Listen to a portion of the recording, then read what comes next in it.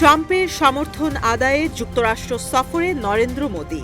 ধারণা করা হচ্ছে এবারের সফরে ওয়াশিংটন থেকে অত্যাধুনিক সমরাস্ত্র কিনতে পারে নয়াদিল্লি। তবে কৌশলী মোদি যুক্তরাষ্ট্রের পাশাপাশি বগল দাবা করেছেন রাশিয়াকেও। পুতিনের দেশ থেকে সমরাস্ত্র কেনার বিষয়েও রয়েছে গুঞ্জন। এশিয়ার সবচেয়ে বড় এয়ার শোর এবারের ভেন্যু বেঙ্গালুরু।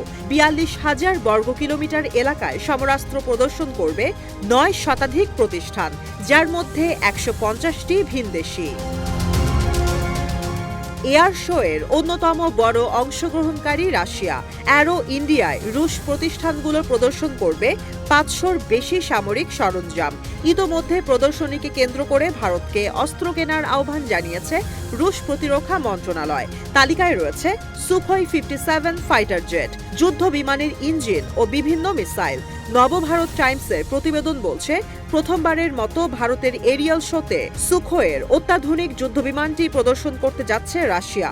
সমরাস্ত্র ক্রয়ের পাশাপাশি নয়াদিল্লিকে যৌথ উৎপাদন অংশীদারিত্বের প্রস্তাব দেওয়া হয়েছে। যুদ্ধ বিমানের সবচেয়ে বড় সমস্যা জ্বালানি তেলের ধারণ ক্ষমতা। তাই অভিযানের দূরত্ব বেশি হলে রিফুয়েলিংয়ের আশ্রয় নিতে হয়। এক্ষেত্রে গুরুত্বপূর্ণ ভূমিকা পালন করে রিফুয়েলার এয়ারক্রাফট। ভারতের বিশেষ এই বিমানটি সংকটকে মাথায় রেখে ইতোমধ্যেই ইলিউশন 90A এরিয়াল রিফুয়েলার এয়ারক্রাফট কেনার প্রস্তাব দেওয়া হয়েছে, যা একই সঙ্গে ব্যবহার করা যাবে কার্গো ভেহিকল ও প্যারাট্রুপার বহনকারী ট্রান্সপোর্ট প্লেন হিসেবেও। তালিকায় রয়েছে Pantsir S1 automated medium range surface to air মিসাইলটি অ্যান্টি এয়ারক্রাফট ডিফেন্স সিস্টেম হিসেবেও ব্যবহৃত হয়। এতে প্রধানত রয়েছে 3টি component missile launcher, radar vehicle ও কমান্ড পোস্ট। ১২০০ থেকে ৩০,০০০ মিটার টার্গেট রেঞ্জ পর্যন্ত এটি হামলা চালাতে সক্ষম। এছাড়াও এতে ব্যবহৃত গানের অপারেশনাল রেঞ্জ ২০০ থেকে ৪,০০০ মিটার।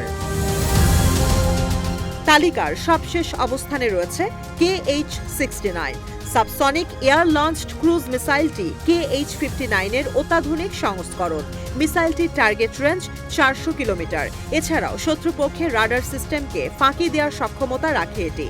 ২০২৩ সালে KH-69কে যুক্ত করে রাশিয়া।